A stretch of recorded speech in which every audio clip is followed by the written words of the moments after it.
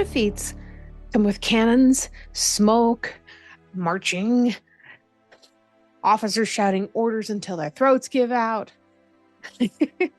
This one began with a game. On June 2nd of 1763, at Fort Michilimackinac, I know I butchered that name, but we're just going to go with that, Michilimackinac, near what is now Mackinac City, Michigan. British soldiers gathered to watch a lacrosse game outside of the walls of the fort. It was lively and fast and probably more entertaining than another day of standing around a remote frontier post pretending boredom was discipline. The men watched the players run and swing and dodge and chase the ball across the ground. It looked like great fun. The fort gates were open because they got a better way to view that way. But the gates were open, and that detail is something we need to keep an eye on. A fort can have walls and guns and uniforms and a commander with confidence polished bright enough to blind himself. But an open gate is still an open gate. On that day, the British had walls around them and danger right in front of them, but they didn't understand which one mattered to them the most. Fort Michilimackinac, was not some forgotten little shed with delusions of importance. It was a major post in the Great Lakes region. It was a place of trade, of movement, of military control, and uneasy relationships.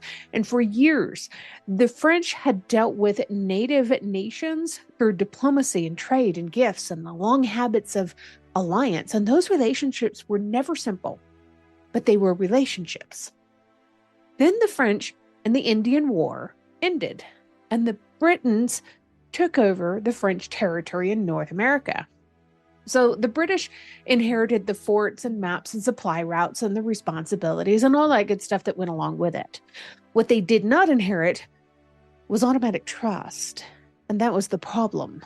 The British looked at their new position and saw victory. Many native communities looked at the same situation and saw a threat walking into their country with the boots on. The British had won a war against France, but that didn't mean that they had won the loyalty or the obedience of the people who lived across the Great Lakes in Ohio country. There was a very large difference between taking over a fort and understanding the land around it. British officers failed to grasp that difference.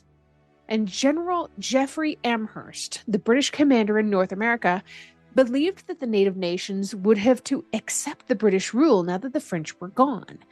The British had been colonizing for so long, this was just accepted. This was understood pretty much everywhere. Well, not here. So he cut back on the diplomatic gifts that had really been used for a very long time to help maintain the alliances. And he restricted the gunpowder and the ammunition, which were items that the native communities needed for hunting as well as warfare, now that they had learned to rely on them. He treated these old relationships as expenses. That's a fine way to balance a ledger and a terrible way to keep the peace. So to British officials, the gifts looked like bribery. I guess in a way it kind of was, but to the native leaders, the gifts were part of diplomacy and obligation and respect and alliance.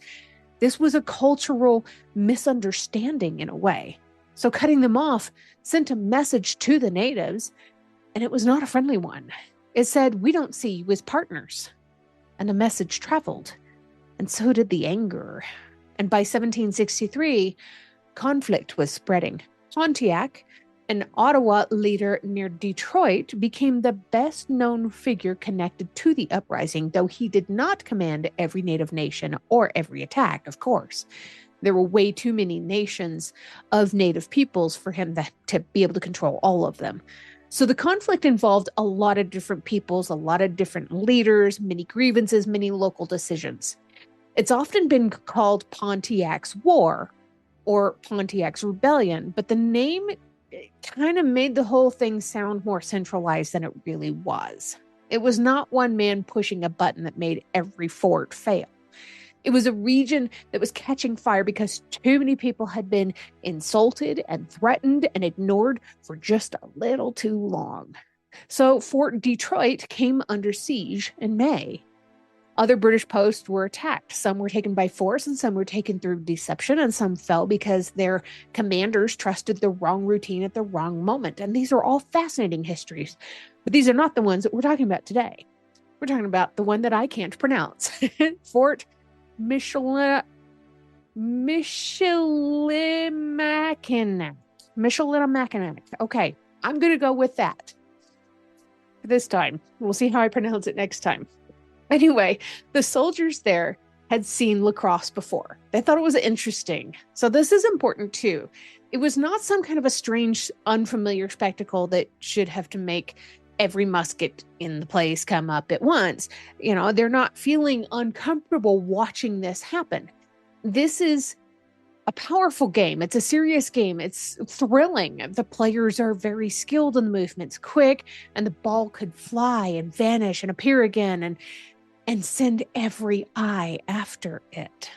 So the British were watching because people watch what interests them. And trust me, this is so much more interesting to watch than paint drying on the walls or absolutely nothing happening inside or outside the fort. So it's not that hard to understand. You give bored soldiers a fast game outside the walls, and many are going to look. Give them a reason to relax, and some are going to relax a little bit too much. I've seen it happen. So these attackers understood that. The Chippewa, also called the Ojibwe, staged the game with visiting Sauk players. So the soldiers were watching from the fort. The day looked ordinary enough, at least on the surface. Men were playing. Others were observing. There was no obvious threat in the shape that the British might have expected. But that's another thing. People often prepare for the danger that they imagine, not for the danger that actually arrives. Think about people like Ted Bundy for just a moment. Here's a man who was often charming, and he was thought of as being handsome, good looking. When he would abduct women, he would often do it with a small, non-threatening vehicle, which was the VW Bug. And he often did it with a sling on his arm, meaning he seemed to be injured. He did not look like a threat. He certainly was a threat, was he not? Anyway, back to today's story.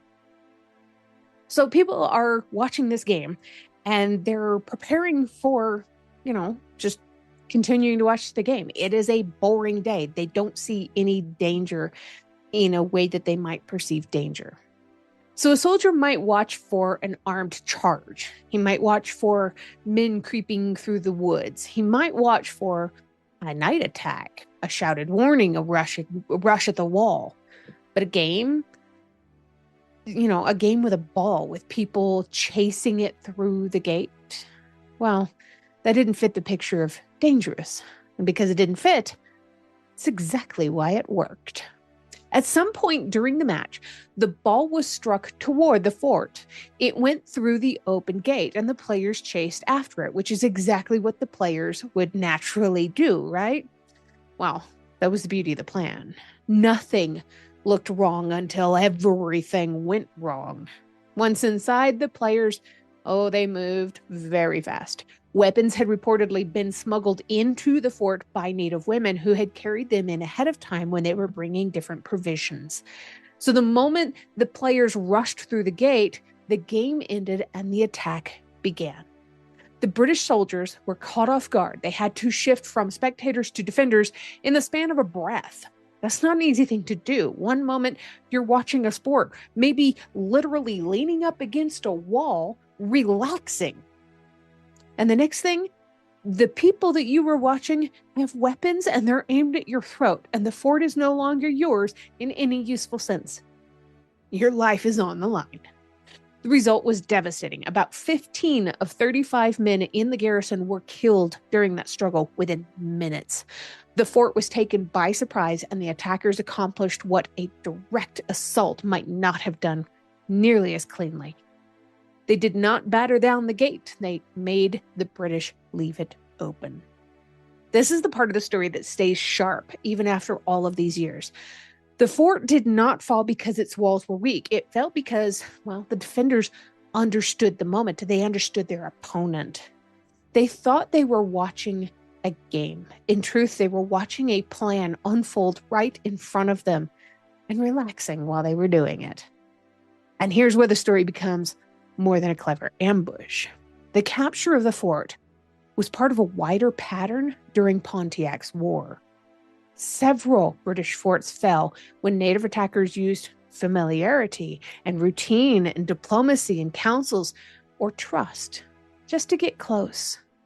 These attacks were not random bursts of anger. They showed observation, planning. They showed that native leaders and warriors understood British habits and weaknesses and assumptions. That matters because of the many old versions of the frontier history stripped away this idea of the native people of strategy and agency. They turned them into kind of background figures of obstacles or sudden threats without any kind of reason.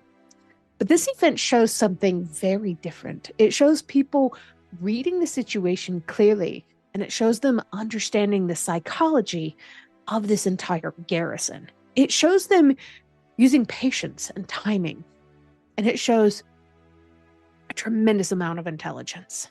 The British had more formal military structure, but structure does not save a man who forgets to think.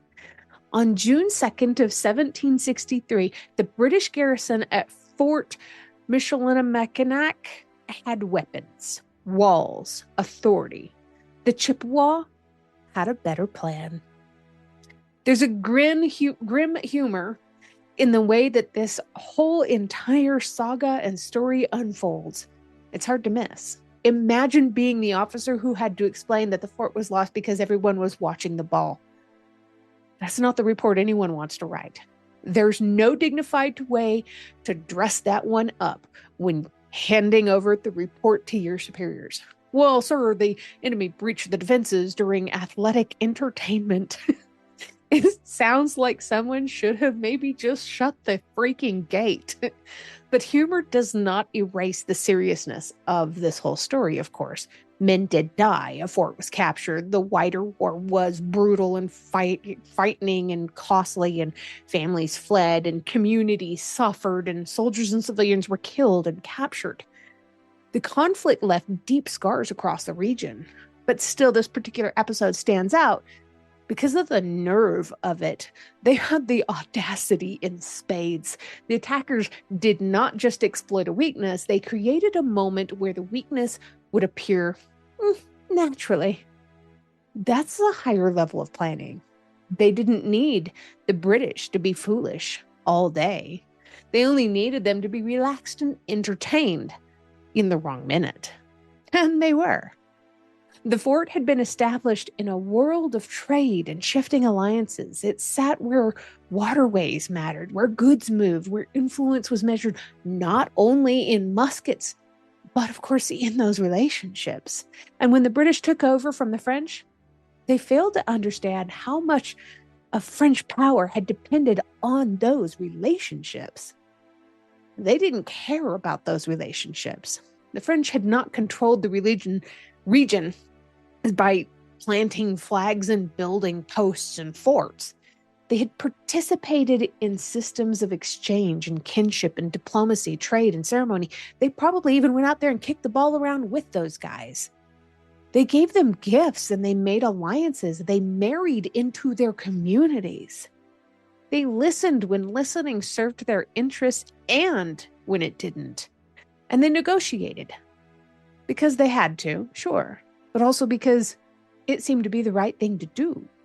But the British came in with victory behind them and often just acted as if victory itself should be enough for everybody else to bow down to them.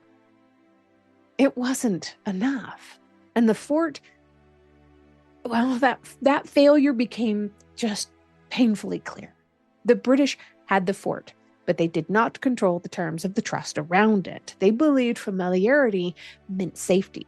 The attackers understood familiarity, and they knew that it could be used as a very powerful weapon.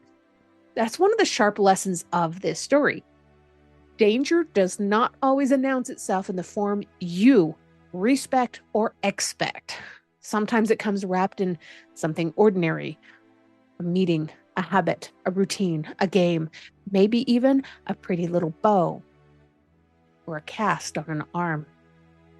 The British did not lose the fort because they saw nothing. They lost it because they saw the wrong thing. It's like a magic show. They're not actually doing magic. They're redirecting where you're looking. These soldiers saw lacrosse. They did not see the plan. The game itself deserves respect in the story. Lacrosse was not invented for British entertainment. It had deep native roots with cultural, spiritual, diplomatic, and social importance among many of the native peoples. It could involve large numbers of players. It took great physical skill. It had a lot of serious meaning. The British soldiers watched it as a spectacle. The players used that attention against them, of course, but there's a hard lesson there too. When one culture treats another's culture's practice as just entertainment, it may miss the power and discipline and purpose inside of it. On that June day, the game became a door. Once the attackers were inside, the defenders had no time to rebuild the reality they had misunderstood. The fort was taken. The shock traveled into larger stories of Pontiac's war. One more British post failing in a region the Empire had assumed it could manage. Pontiac's war did not end with a simple victory for either side. The British were not driven entirely from the region, but neither did they crush the native resistance in the way some officials had imagined they would. The conflict forced the British government to reconsider policies that had helped to provoke this uprising and helped lead to the Royal Proclamation of 1763, which attempted to limit colonial expansion west of the Appalachian Mountains. That proclamation would anger many British colonists who wanted Western lands. In trying to prevent more conflict with native nations, the British government stirred resentment among its own colonists then. History being history, managed to solve one problem by lighting another fuse. The capture of the fort belongs inside that larger chain of consequences. It was not just a dramatic frontier episode, it was part of a struggle over land and power and diplomacy and the future of the interior of North America. But it remains memorable because the setup is so simple. It was a fort and an open gate and a game and a ball just sent where it needed to go.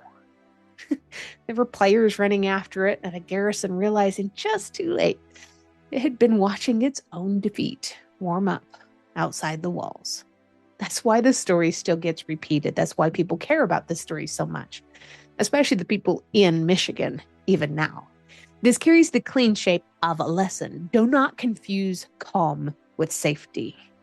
Do not confuse custom with weakness. Do not assume the person you underestimate has failed to study you. And for the love of every officer who's ever had to file an embarrassing report, do not leave the gate open during a suspiciously well-attended sporting event. History often turns mistakes that look obvious afterward into jokes. That's what makes them so uncomfortable. From a distance, we can all say that the British should have known better. They should have closed the gate. They should have kept their weapons near. They should have understood the risk. But people inside the moment rarely have the luxury of hindsight. They'd seen games before. They'd watched without any kind of disaster. They had routines, and routines are comfortable until they become traps. This is what happened at Fort Michilimackinac. The attackers won because they understood timing. They understood the attention. They understood that men can be disarmed before anyone touches their weapons. First, you take their suspicion. Then you take their focus. Then you take the gate so it's open. And then you take the fort. And that is exactly what these men did. On June 2nd of 1763, one of the largest British posts taken by surprise in Pontiac's war fell not to a siege tower, not to a cannon, not to a long assault, but to a lacrosse game that was never just a lacrosse game. The British thought they were spectators. They were part of the play. So here's my question for you in today's post. What do you think is more dangerous in history? Is it an enemy with a greater force or an enemy who understands your habits better than you do? Tell me your answer in the comments, because Fort Michilimackinac proves that something, and sometimes the thing you overlook, is the very thing that walks right through your own front door. And if you enjoy stories like this, make sure you follow the History Happens Facebook page for more deep dives into history's most fascinating moments, things like this. And subscribe to the podcast so you never miss an episode. Every subscriber helps. And remember, I post every single day. This podcast has only been going for about 2 months now, but I'm having so much fun with it. And I have really enjoyed the comments and the questions and the special requests I've been getting. So thank you to those of you who have been participating, and I look forward to hearing more. Thank you for watching.